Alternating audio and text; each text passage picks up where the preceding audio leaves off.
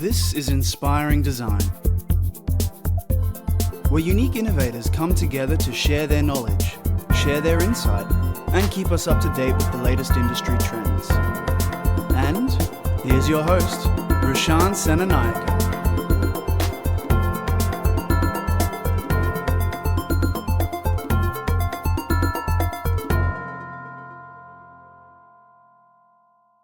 G'day fellow designers and educators, welcome back. You're here with Rushan, and we've got a very, very special guest here today. He is another young entrepreneur, 18 years old, and the founder and CEO of BOP Industries. He is an inspiration to a lot of the millennial generation, and he has a very interesting career. He's deferred a university degree to pursue a career in entrepreneurship, where he did found BOP Industries. He's super passionate when it comes to everything to do with creativity, technology, as well as entrepreneurship. And he's sharing what he knows and his technical knowledge with schools and young people around Australia. So let's make him feel welcome. Thank you so much for giving up your time, mate. Oh, thank you so much for having me, Rushan. I'm really happy to be here. Do you mind starting off with a little bit of background on yourself and your story? Yeah, absolutely. So I'm Scott. I'm 18 years old, and I'm also the CEO and founder of a company called BOP Industries, on the mission to inspire the next generation of digital creators, showing young people the amazing things they can do from the classroom and from all around Australia. So for me, I initially started my journey when I was 14 years old as part of a grade 9 business project. Part of my school's business program is in term 4 of every year. We get into groups, we develop products, we write business plans, and we pitch them to our business teachers for $100 investment. And as a 14-year-old, $100 is a pretty big deal, and it's pretty cool. Being able to run an actual business after spending the whole year learning all this theory, being able to put it into practice and see what does and doesn't work. So my group and I, we developed these things called the hashtag keyrings. We made them in our school's laser cutter just out of some acrylic. And they had a hashtag and then a word after them. And you can have anything from sassy, bro, cis, and any colour like that. Yeah. And we started selling them just around the school community for a term. And within a term, we made about $400 or $500, which as a group of 14-year-olds is awesome. Like, that's we thought brilliant. we hit the jackpot. Tuck shop was sorted. And for the rest of the year. For the rest of the year, yeah, it was fantastic. And getting paid to do our assignments was pretty sweet as well. Yeah. So that was kind of my first real taste of running a business. And as a kid, I'd always been one of those kids that had always wanted to be a big kid. Like, even from a really young age, like 5-6 years old, I was always one of those kids that wanted to sit at the adults' table at dinner time and just like listen to their conversations. Whether or not I could participate was a totally different thing, but I just wanted to listen and soak up as much information as I could. And I think as a 14-year-old, getting to run my own business was a really awesome experience. I remember one night sitting at home, I'd always looked up to my mum. She's a total workaholic, but that's I think where I get it from. And I remember this one night, we'd just finished dinner and my mum was sitting on the couch typing up a report for her work, and I felt so adulty because I got to sit next to her on my computer typing up a report for my work and my little like business. But yeah, that was my first real taste of business. I was a pretty good student in school. Like, I got A's, B's, did really well and gave 110%, but nothing really stood out for me until this experience. Mm-hmm. Up until then, I was a massive performing arts kid. I loved like drama, music, dance. I loved my sciences and I loved my sports as well. But business was just something really special, getting that real world experience from such a young age.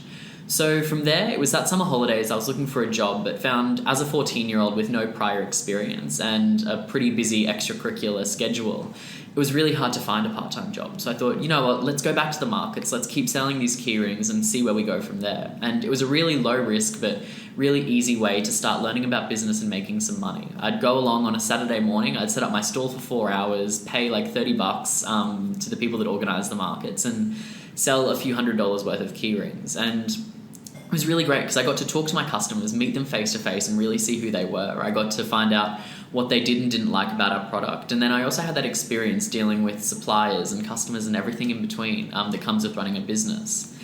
And that started growing really rapidly. We got a lot of traction. We started going to more and more markets. And before too long, someone suggested, hey, why don't you start selling these online? You know, people all around the world would buy them. And I'd never really thought of that before. And I thought, you know, let's jump on this e-commerce bandwagon and open an Etsy and an eBay store. So it's exactly what we did. We started selling these keyrings online.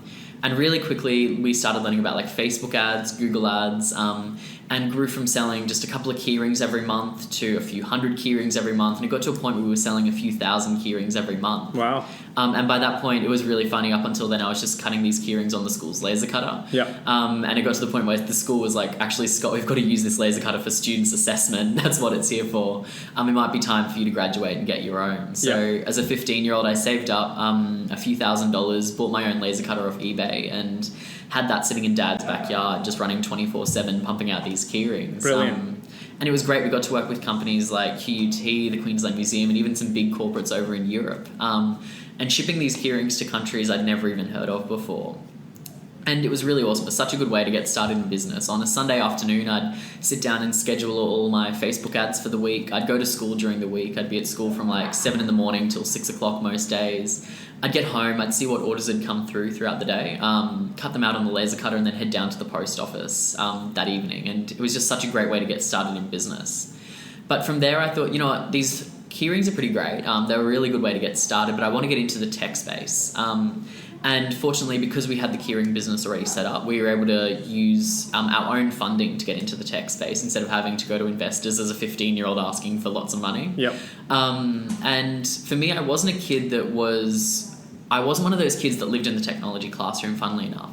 As I mentioned, I was super creative, I was pretty sporty, and I was into my sciences, but coding and technology was never really something that appealed to me. And my technology and program at school, all we really did was code different websites and stuff like that. So from a young age, I kind of had the impression that all technology is as being a website developer, and that wasn't really something that appealed to me. So I jumped on YouTube, I typed in cool tech tutorials and found a tutorial teaching me how to make holograms out of cutout CD cases.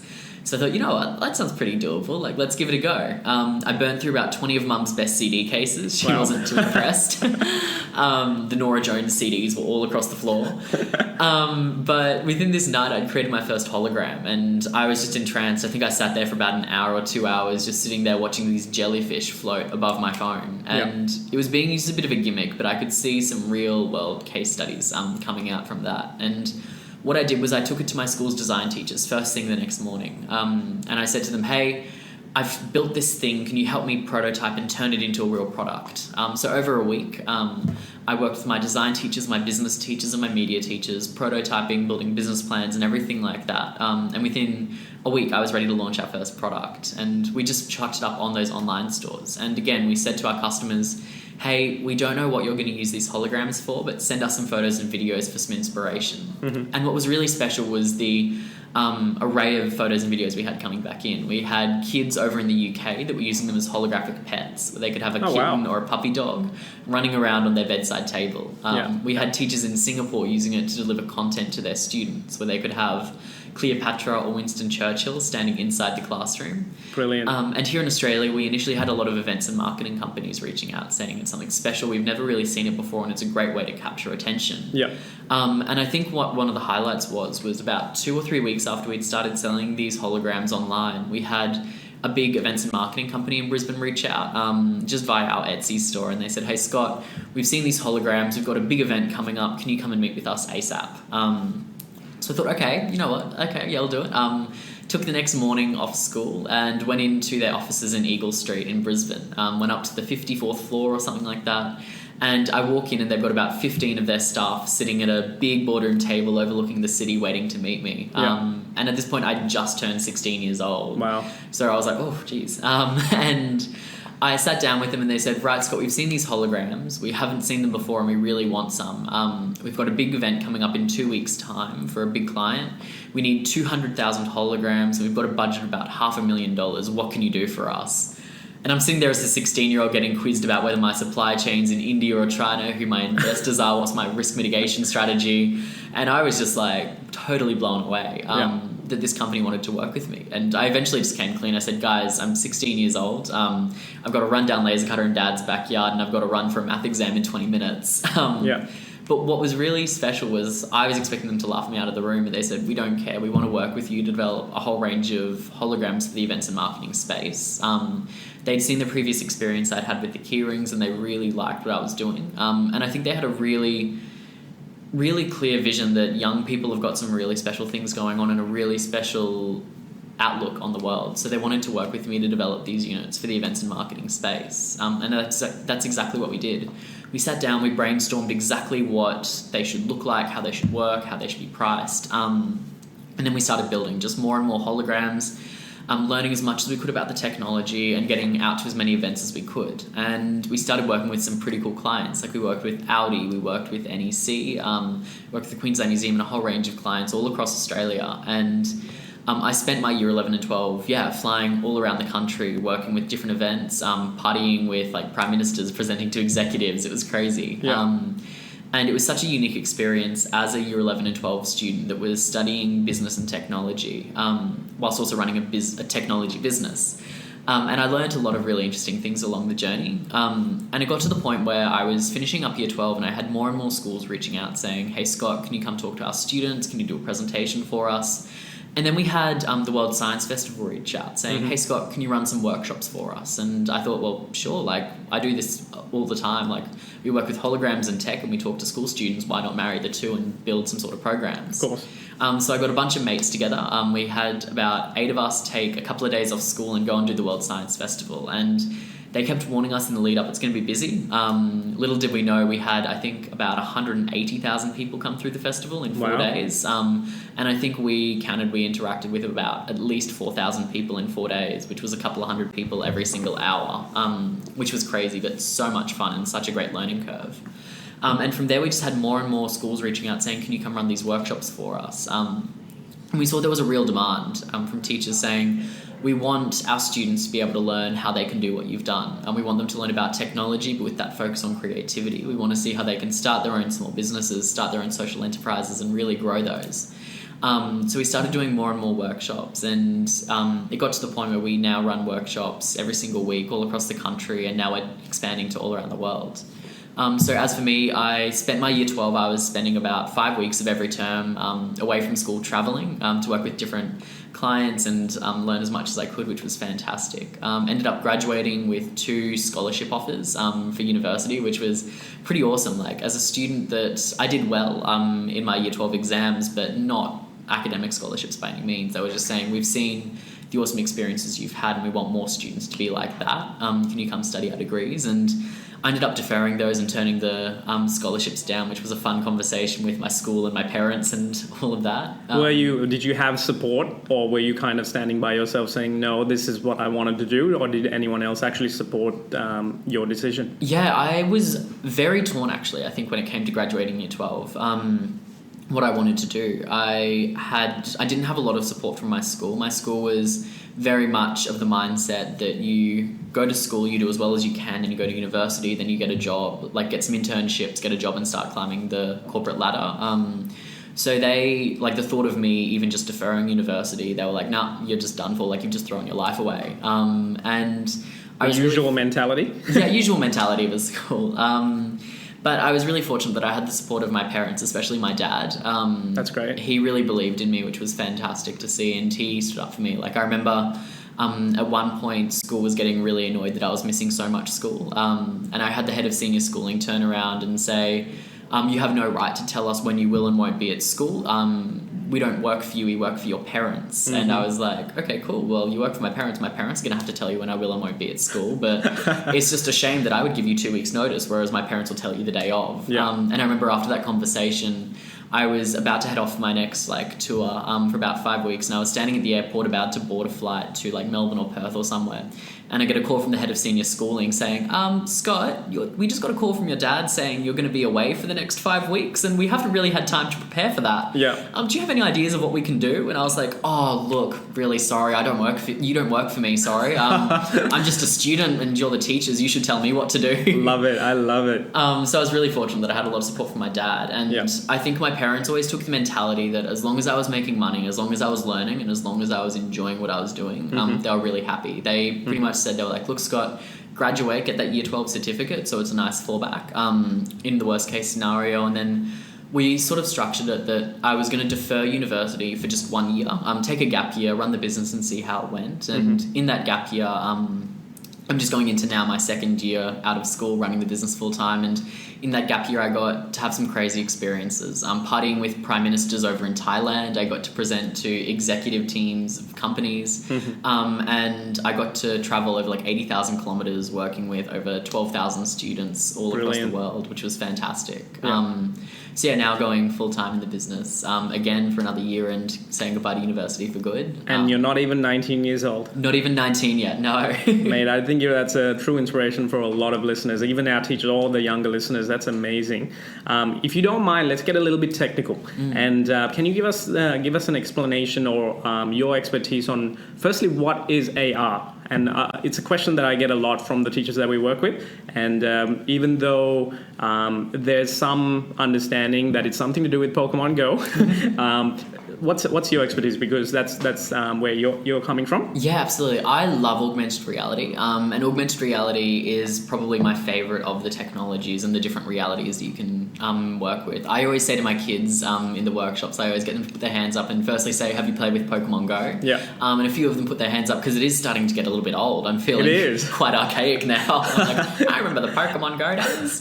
But I always use the example, like one that's really current and I think will keep current for the next couple of years, is the Snapchat face filters. Is a great example of it, where you can overlay different like filters on your face. You can be like a dog, you can be a cat, anything like that. But I see augmented reality as kind of overlaying some sort of onto the existing world. Yeah, overlaying onto the existing world. So you can like scan a photo on your phone, and you might see the photo come to life. Like fireworks will start shooting out. You might scan a poster and there'll be a like dragon's head popping out and breathing fire or something like that. That's augmented reality. Yeah. And yeah, absolutely love it. It's such a fantastic tool because I think, as opposed to virtual reality, like augmented reality, people can experience en masse and together. I think humans are very social beings, and I think that is one of the downsides of virtual reality, is where you're alone doing it. Whereas augmented reality, you can be sharing it with a group of friends. You can all be seeing the same thing, interacting with it together. And yeah, it's really special.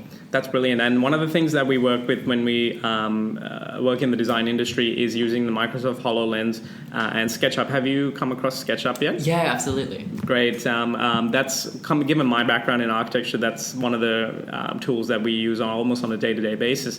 And it's an incredible feat when it comes to the design industry and the construction industry. And it just allows the person or even the client to immerse yourself in the building and the space itself before you even think about documentation or anything like that. Now, you mentioned the Snapchat filters, and I think Facebook has it as well.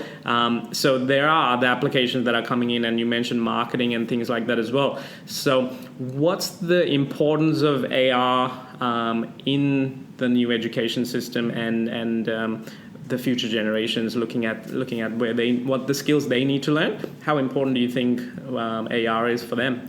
Yeah, I think AR is a really important technology that I think is going to be around for a little while, or definitely for the foreseeable future, where I think we're going to see it continue to grow and evolve and become more advanced. And I think what we're seeing is kind of that convergence of augmented reality and virtual reality and mixed reality into something that is really fluid and really easy to use for people. As far as technology in general, I think, and also especially augmented reality in the classroom, I think it's about creating immersive experiences for your students. It's something that when it comes test time, students might have done an AR experience about the Amazon rainforest or something like that. They might be exploring the rainforest, seeing all the different wildlife, and then when it comes to the exam or comes to their assignment and they're trying to recall, what were the animals in the Amazon rainforest? If they did an AR experience, it's going to help trigger that memory. Yeah. And I think that for me is where I see technology really playing its role in the classroom, is helping create unique experiences for students. So instead of just reading out of a textbook and doing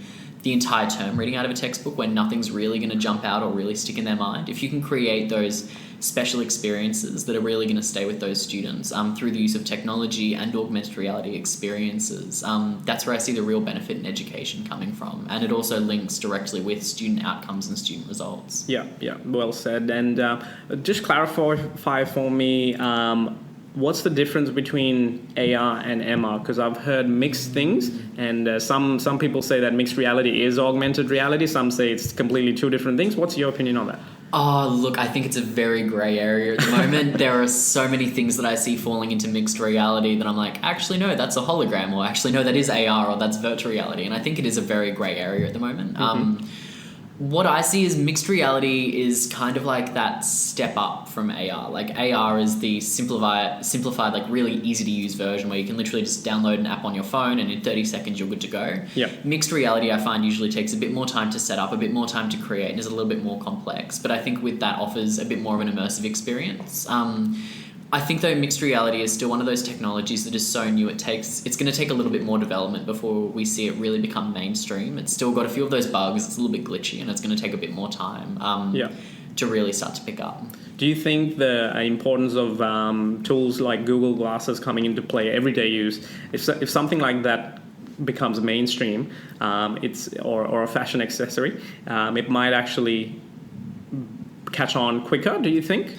I think so. We've seen, like, the Google Glass I absolutely love. It was a bit of a fail the first time it came out, which was really sad because I think it does have a lot of promise. But I think it's that whole thing where the technology just needs a bit more development, which I think comes naturally. We see it with every new technology that comes out, even going back to when, like, the first touchscreen devices came out. Like, they were glitchy. They took a while to catch on, but now everyone's got one. I think, especially too when it comes to these technologies, as teachers and as educators, we need to be getting our students to work with them and getting really comfortable with them, because they are going to become so mainstream and they're going to be the tools that students are working with when they get into the industry. And I think what's really interesting is when we see, like, we work with hundreds of schools all across the country and all around the world, and what we find really interesting is going from school to school to school. You see some schools that have got, like, Oculus, they've got Google Glass, they've got the latest and the greatest technology that's actually being used by industry professionals, which is absolutely fantastic to see, because their students, by the time they get into university and by the time they get into industry, they're already really familiar with these tools. They know what they can do with the tools and they're not hesitant to pick them up and start playing. But then at the same time, you go to other schools where they're still just implementing iPads into the classroom. And these students, I think, start to become a little bit more disadvantaged when it comes to getting into university and getting into the industry. But at the same time, I think a lot of teachers' initial hesitations around this sort of technology is the cost, because you do have to fork out a few $1,000s for a lot of these devices. But I think it's about doing your research and finding those low-cost and no-cost alternatives. That's one thing that we really focus on in our workshops, is not one piece of our technology costs more than $70. So it's something that you can incorporate really easily into a school budget. And because of that, we've just done a bit of hunting around. You can find, like, we use a fantastic free AR tool called Zapper, and it allows students to create their own augmented reality experiences totally for free, or if you want to get a little bit more advanced, I think it's something like $3 or $7 per student. So it's super low cost.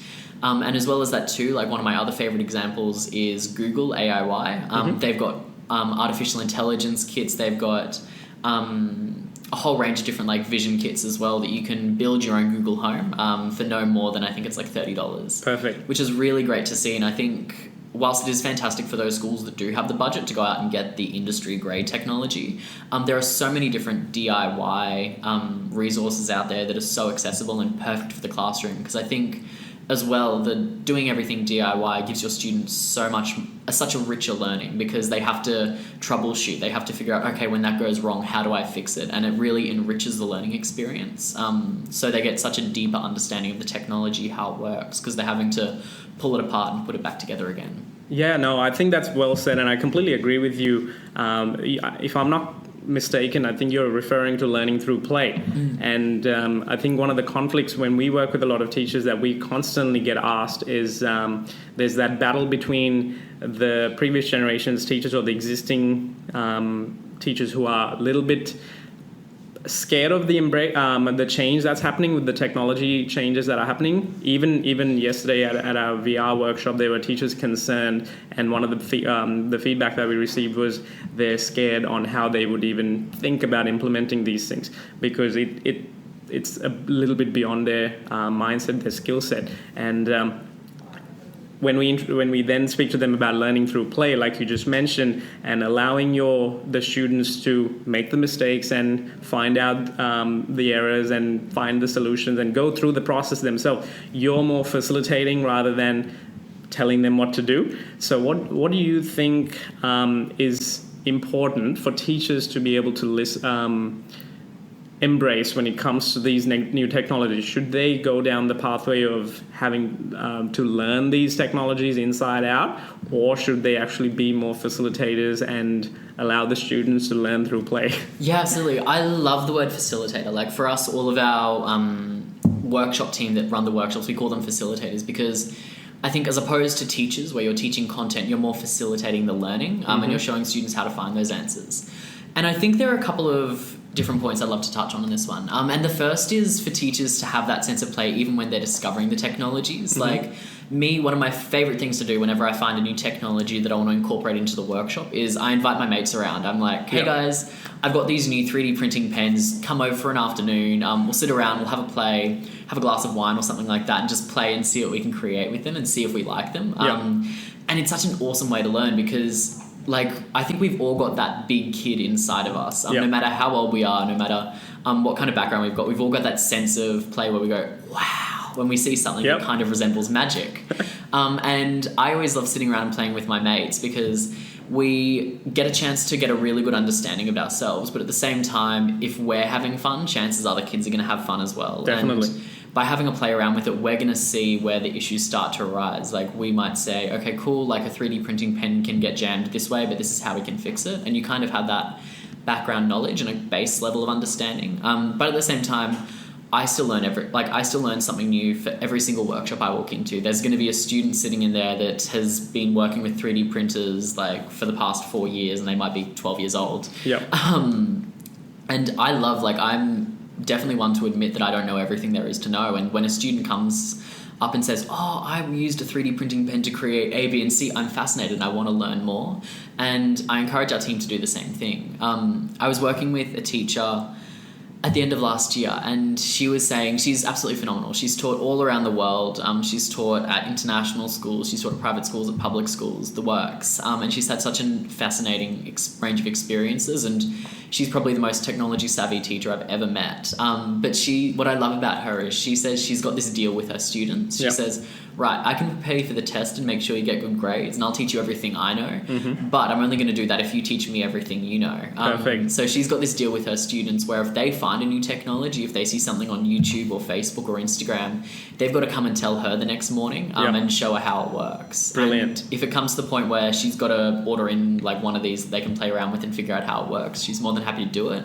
But she wants the students to teach her. And at the same time, she wants the students to teach the other students. So what she loves doing is she's got these open plan classrooms where she might have a year 12 class working on one side of the room and a year 7 class working on the other side of the room. That's perfect. And then she says if one of the year 7s are having trouble with something, instead of her going over and fixing it, she's going to send one of the year 12s, because it's that whole idea of building an understanding through teaching it yourself. And they become thought leaders and understand the content more, and a collaborative environment. It's a win-win-win all round, isn't it? Oh, absolutely. And you build such an awesome sense of community where the year 12s are comfortable talking with the year 7s. And what I even love as well is she said even when the year 12s get stuck with something, I often find the year 7s will know how to fix it because they've got such a different way of looking at things. So it also ties into that whole idea of reverse mentoring, which is one of my favorite, all-time favorite terms, which is the whole idea that young people have got so much they can learn from more experienced and older people in the industry and just in any kind of circumstance. But at the same time, those older, more experienced people have got so much they can learn from young people coming up these days, because young people have got such unique viewpoints and such unique perspectives. And our generation, they're called the digital natives, because we've grown up, like for me, I was born in the year 2000. I don't know a world without Wi-Fi or touchscreen devices. Like my first phone was an iPhone 4. Makes me feel old. And like so many of the kids graduating these days are those digital natives, and because we've grown up in such an interconnected world, we have such a different way of looking at things. So we're seeing even in the industry companies where they're consulting with their interns and putting their interns as leads on projects to help come up with these crazy ideas. That's amazing. And I think, I'll bet you that Tisha has an amazing relationship with the students, and they probably love her more than anybody. They're probably her favorite teacher, isn't it? Absolutely, yeah. And she said that's what she loves about it is she doesn't have to set these kids homework, because she knows the kids are genuinely excited, and they all have got like little competitions between themselves to see who can bring the most technologies to their teacher and say, hey, we should do this, because they know that if they bring a technology to their teacher that their teacher really enjoys, they're going to get to learn about it in class next term. Exactly right. And I think it also creates, by giving them that freedom to almost take the lead and work on solutions and problems that they feel connected to and close to, it builds that accountability, I think, for the student to actually care more about. Then homework or work doesn't seem like a chore anymore, so school becomes fun. Absolutely, and that's what I love, like the whole idea of teachers and students collaborating on lesson plans, which pretty much says that students, they're all over like what's current and what's relevant at the moment. They know the skills and the technologies that they need to be able to use in the industry, but the teachers, they've got that really sound knowledge of the curriculum, the pedagogy, and what boxes need to be ticked pretty much. So what we're seeing in some schools around Australia is where the students are coming to the teachers with all these ideas, the teachers are going to the students with all the curriculum elements, and they're sitting down together and co-writing these lesson plans. Perfect. Which is so great to see, because the students really take ownership of their learning. Yeah. Do you see that happening across a lot of schools, or is it pockets here and there? Yeah, it's still pockets here and there, but I think it's something that's really starting to catch on. Like the teachers are, what I love seeing is when a teacher's not afraid to say, I don't have all the answers, or I don't know what we should be doing. It's a very different mindset to what teachers knew 10, 20 years ago. Oh, absolutely. But it's having that, being able to have that vulnerability with the students and say, right, what do you guys suggest? And that's when, I think that's what truly makes a really great teacher these days, is that ability to acknowledge their own weaknesses. I see that battle across a lot of schools where if the head of department is actually forward thinking and embraces that change and approaches learning as a lifetime thing, and doesn't matter if it's a year one student saying something new, they take it as something to learn. But when they then work with teachers with that older mindset, I see that conflict all the time. So it's in a little bit of a transition phase at the moment, and it's really interesting to see what happens. What are your thoughts on where these skill sets stand in preparing the future students for the future of work? Because now there's jobs that didn't exist, career paths that didn't exist 5 years ago, and we can't even speculate. We can only speculate what's going to be available in 5 years, 10 years, 20 years time. So one of the biggest concern that teachers have is their knowledge and their skill sets that they know now being obsolete, and not preparing their students for jobs that might not exist, might exist. They don't even know how to even approach that. What are your thoughts on that, and how do you think AR and these skill sets, 21st century skill sets, fit into that? Yeah, absolutely. And what I actually love is the QCAA, the Queensland Curriculum Assessment Authority. They've just published a set of 21st century skills with their new senior syllabus for year 11 and 12 students, kind of building on the general capabilities all across Australia. And they've said they've identified these 21st century skills as essential for student success in the workforce of the future. And I was reading through them the other day, and I actually love them. They look fantastic. They focus around four main pillars, saying that Queensland students, when they graduate, they need to be entrepreneurs, they need to be innovators, they need to be lifelong learners, and they need to be responsible global citizens. And I think they're four really key traits that every student needs in the 21st century. And it's the whole idea of, I think, connecting your classroom with the world. So one of my favorite things is seeing, like, even just going back to something as simple as video conferencing or calling. It's been around for ages, but it's such a useful tool, and I think so underestimated. Where we're seeing schools that are Skyping industry professionals all around the world. So you might have a science class that's Skyping a scientist in a lab in Germany. I know I jump on like a bunch of different calls where I'm like a shark on Shark Tank for schools all around the world.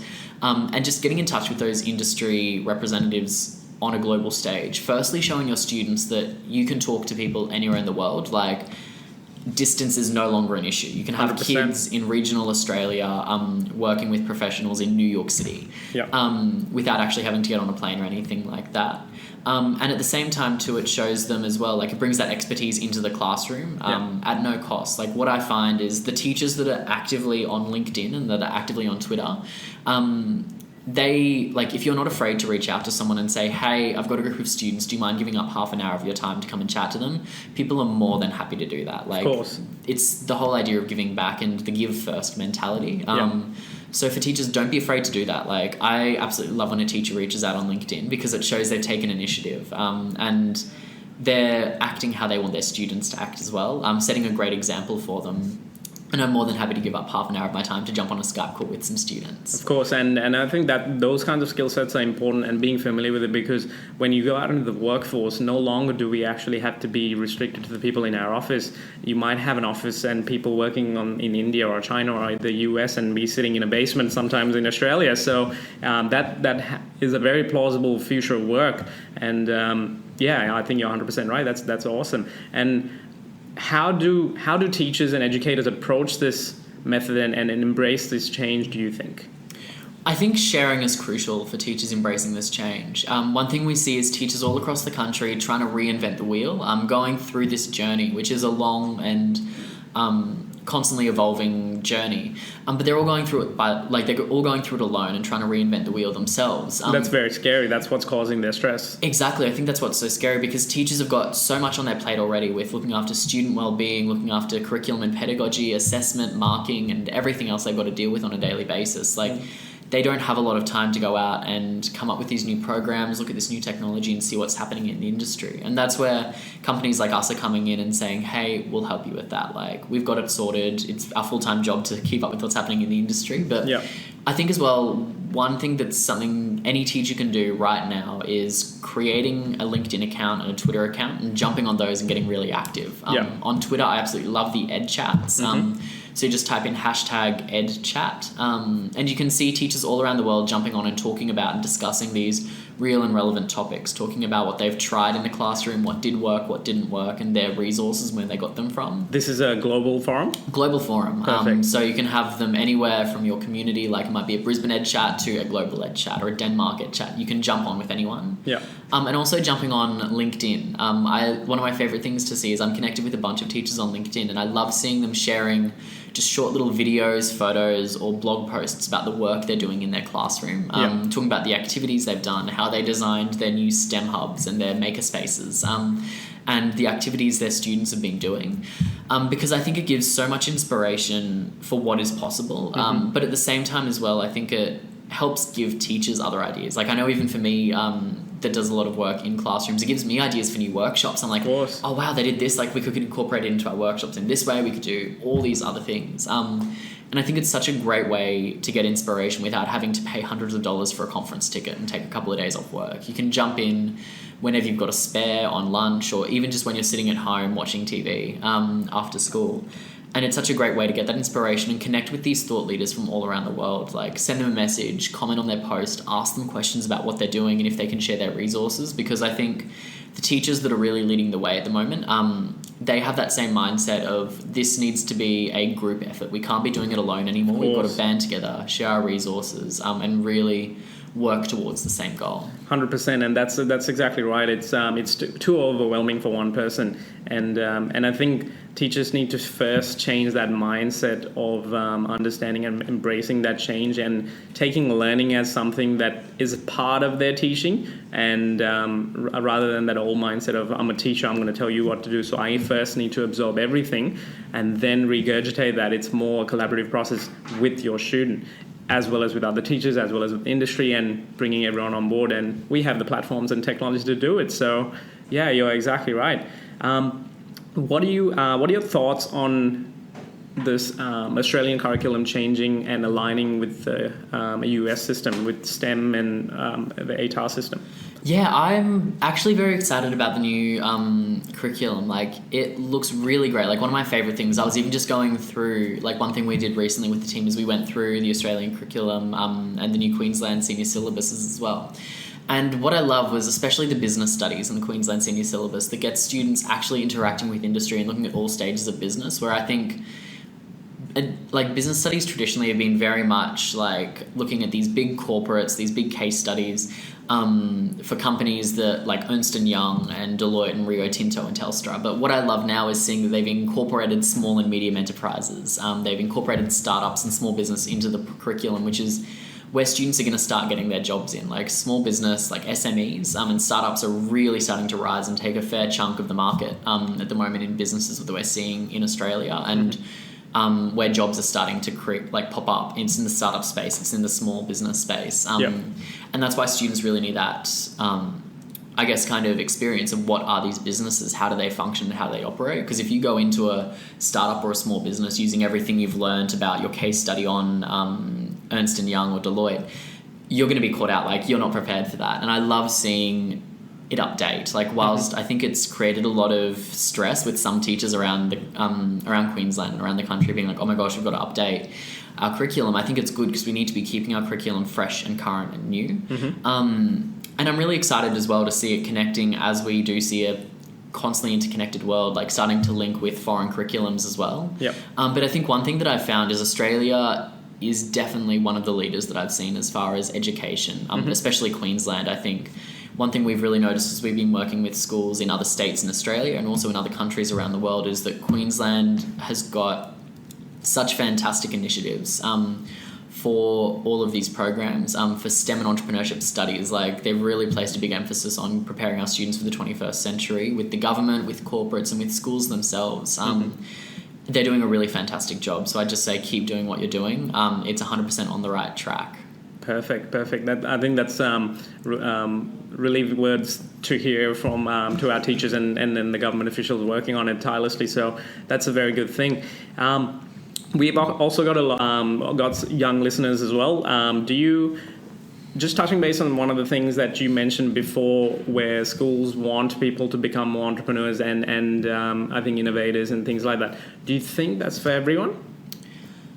I think it's for everyone to give a crack. I don't think, by no means do I think everyone is born to run a business. I think it takes a very, very special kind of person to be a founder, to be a CEO. But I think it's something that students should always give a go. Like, those entrepreneurial skill sets, whilst you might not use them to start your own business, they're skill sets around being able to work collaboratively in a team, think outside of the box with your creative ideas, like your creative and critical thinking, to be able to present your ideas, to be able to formulate and execute on strategy. They're skills that you're going to use no matter what career path you want to go into, whether it's nursing, teaching, running a business, or anything like that. I think they're all really important skills to have. So even if you actually don't choose to found a startup or your own company, you can then fit into one and then become an entrepreneur. Totally. And those are still skill sets that are valid. I think, yeah, absolutely. Entrepreneurship is something that I don't think's been focused on as much as it should. I think one thing that we saw recently in the Brisbane startup space was where everyone was wanting to be an entrepreneur. Like, everyone had to be the founder, and there was a serious shortage of startup supporters. Like, we had all these founders out there with businesses that were starting to grow, and they were going, oh crap, we don't have anyone to help us out. Like, we need a second in charge. We need those followers to help us and jump on our team. So I think definitely, like, there's nothing wrong with being a follower. Like, these founders, they're going to need supporters, and it's up to you to be one of those supporters. But I think, those entrepreneurial skills are something that are great for students, whether they want to work in a business, whether they want to work in a highly specialized profession, or no matter what they want to do, it's those skills that are going to be really important for them. But I think my advice for anyone that is out there wanting to start a business would to be just start. Like, you don't need to come up with the next groundbreaking idea. You don't need to be working on the bleeding edge of technology and innovation. Start a small business. There's nothing wrong with that. I think there's a lot of pressure at the moment on startups, which is fantastic. Like, I love startups. They're what I live and breathe. But at the same time, small businesses are just as great. And call it a side hustle if it's cool. Call it a side hustle. And as well as that too, don't discount your education. I think we've seen a massive wave of young entrepreneurs coming through to stuff the system, drop out, hustle from day one. And oh my God, if I hear that one more time, I think I'm going to vomit.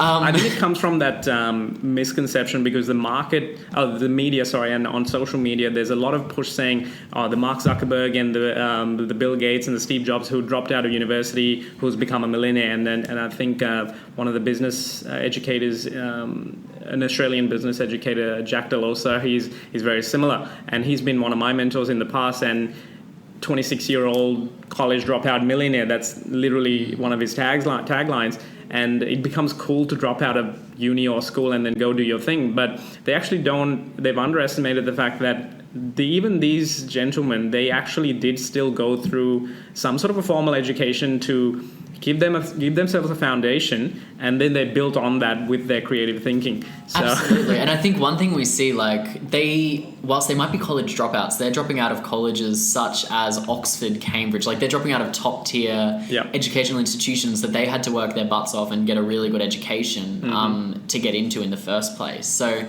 I think a good solid foundation of education is really important. Like at least get that year 12 certificate because you never know when you're going to need it. And I think there's a really fine line between something going from a side hustle to a full-time hustle. I think you've got to start it as a side hustle. Like keep going with your education, keep going with your job, like start it up, like start learning your lessons now, getting in revenue. And then once you've got a really constant stream of work coming through, and once you've pushed yourself as far as you can physically go, that's when it's time to start looking at transitioning. But I think there's nothing wrong with the side hustle. And at the same time as well, you don't need to go into like the cutting edge of innovation. You can start at a local market selling earrings. You can start selling lip balms and soaps. Like it's these skills that are going to help you. And as you're well as that, perfect example of that. Doing exactly. It. Yeah. And it's like you don't have to raise hundreds of thousands of dollars of investment either to be a real founder, a real entrepreneur. Like I think one thing that I see as well is a lot of like 14-year-olds, 15-year-olds that are like, yeah, I'm going to go raise $500,000. It's like, right, what investor in their right mind is going to give a 14-year-old $500,000? Like, if we're being realistic, it's all about proving yourself first, like learn your lessons. And if you can say, yeah, I've just done like 10K in revenue, that's fantastic because you've done it off your own back. You've learned how to bring that money in yourself. And there's some credibility and viability behind what you've done. There's the credibility, absolutely. And I think as well, like you're going to make mistakes throughout a business and it's going to cost you money every time you make a mistake. And I think it's much better for young people to make a mistake with $500 than with $500,000. Of course. So yeah, I'd say start small and grow big. The skills that you're learning, even while you're doing those small businesses, they're going to help you no matter what area you want to go into. Like I still use skills now when we're managing a 15-person team that I learned when it was just me and a one-man band. I'm sitting in dad's backyard laser cutting key rings. That's perfect. Yeah, those skills are going to stay with you. I'd just start small and start building your network as well. Like get out to as many events as you can, start talking to as many people as you can, and learning as much as well. Yeah, and that's actually one of the pieces of advice that you gave me the last time we met. So, that's brilliant. One of the things I think that's quite important to outline to our listeners is the fact that at the end of the day, it does all come back down to those 21st century basic skill sets of communication and creative problem solving and creative thinking. It's not a one size fits all model, and being able to embrace that fear of mistakes even and fear of change and go with a constant learning approach, whether you are a teacher or a student. So I think that's brilliant. I'm very mindful of your time, and you're a very young, busy individual, so I don't want to keep too much of your time for the podcast. But do you have any last words for our listeners? Any wise advice or anything like that? I think I would just reiterate my points around like just start.